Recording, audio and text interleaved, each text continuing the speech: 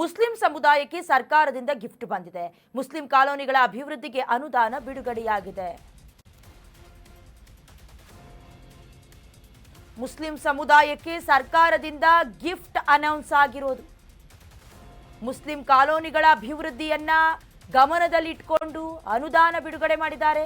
ಸರ್ಕಾರದಿಂದ 600 ಕೋಟಿ ರೂಪಾಯಿ ಅನುದಾನವನ್ನು ಬಿಡುಗಡೆ ಮಾಡಿರೋದು. ಅಭಿವೃದ್ಧಿ ಯೋಜನೆಗೆ ಸಂಪುಟವು ಕೂಡ ಗ್ರೀನ್ ಸಿಗ್ನಲ್ ಕೊಟ್ಟಿದೆ. 2026ರಿಂದ 27 ಹಾಗೆ 2027ರಿಂದ 28ನೇ ಸಾಲಿಗೆ 600 ಕೋಟಿ ರೂಪಾಯಿ ವೆಚ್ಚವನ್ನು ನೀಡಲಾಗಿದೆ. ಕ್ರಿಯಾ ಯೋಜನೆಯನ್ನ ರೂಪಿಸಿ ಕಾಮಗಾರಿ ಅನುಷ್ಠಾನಕ್ಕೆ ತರಲಾಗುತ್ತೆ.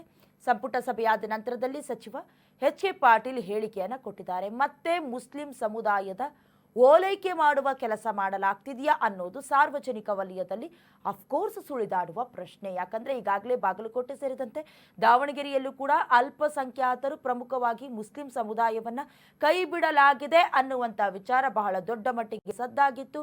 ಕೆಲ ನಾಯಕರ ರಾಜೀನಾಮೆಗೂ ಕಾರಣವಾಯಿತು, ಜೊತೆಗೆ ಇರಿಸು ಮುರಿಸಿಗೂ ಕಾರಣವಾಯಿತು. ಅಂದರೆ ವೋಟರ್ ಬ್ಯಾಂಕರ ತಲೆಯಲ್ಲಿ ಇಟ್ಕೊಂಡು ಮುಂದೆ ಬರುವಂತಹ ಎಲೆಕ್ಷನ್ಗಳನ್ನು ಲೆಕ್ಕಾಚಾರ ಹಾಕೊಂಡು ಕೊಟ್ಟಂತಹ ಗಿಫ್ಟ್ ಇದು. ಯಾಕಂತ ಹೇಳಿದ್ರೆ ಈಗಾಗಲೇ ಮಳೆ ಬಂದು ಕೊಚ್ಚೋಗ್ತಿದ್ದಾರೆ, ರಸ್ತೆ ಬದಿಯಲ್ಲಿ ವ್ಯಾಪಾರ ಮಾಡಬೇಡಿ ಅನ್ನೋದಾಗಿ ಕೂಡ ಸೂಚನೆ ಕೊಟ್ಟಿದ್ದಾರೆ. ಅವ್ರಿಗೇನಾದರೂ ಯೋಜನೆಗಳನ್ನ ಕೊಡ್ತಿದ್ದೀರಾ?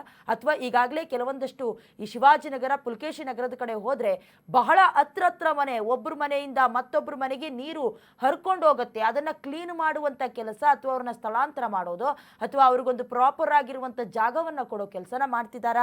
ಮಳೆಯಿಂದ ಹಾನಿಯಾಗಿರುವಂಥ ಏನು ಕುಟುಂಬಗಳಿಗೆ ಪರಿಹಾರವನ್ನು 5 ಲಕ್ಷ ಘೋಷಣೆ ಮಾಡಿದ್ದನ್ನು ಹೊರತುಪಡಿಸಿದ್ರೆ ಬೇರೆ ಏನಾದರೂ ಮುಂದಿನ ದಿನದಲ್ಲಿ ಅಭಿವೃದ್ಧಿ ಮಾಡಬೇಕು ಅನ್ನೋದನ್ನ ಏನಾದರೂ ತಲೆಯಲ್ಲಿ ಇಟ್ಕೊಂಡಿದ್ದಾರಾ? ಇವರು ಕಣ್ಣಿ ಕಾಣಿಸ್ತಾ ಇರೋದೇನು? ಮುಸ್ಲಿಂ ಸಮುದಾಯದಲ್ಲಿ ಅಭಿವೃದ್ಧಿ ಆಗಬೇಕು ಸಮುದಾಯ ಅನ್ನೋದಕ್ಕೆ ಕುರಿತಂತೆ ಸಂಪುಟ ಸಭೆಯಲ್ಲಿ ಗ್ರೀನ್ ಸಿಗ್ನಲ್ ಕೊಟ್ಟಿದ್ದಾರೆ. ಬೇರೆ ಸಮುದಾಯಗಳು ಈ ವಿಚಾರಕ್ಕೆ ಸಂಬಂಧಪಟ್ಟ ಹಾಗೆ ದಂಗೆ ಏಳುವಂತಹ ಸಾಧ್ಯತೆಗಳು ಕೂಡ ದಟ್ಟವಾಗಿದೆ.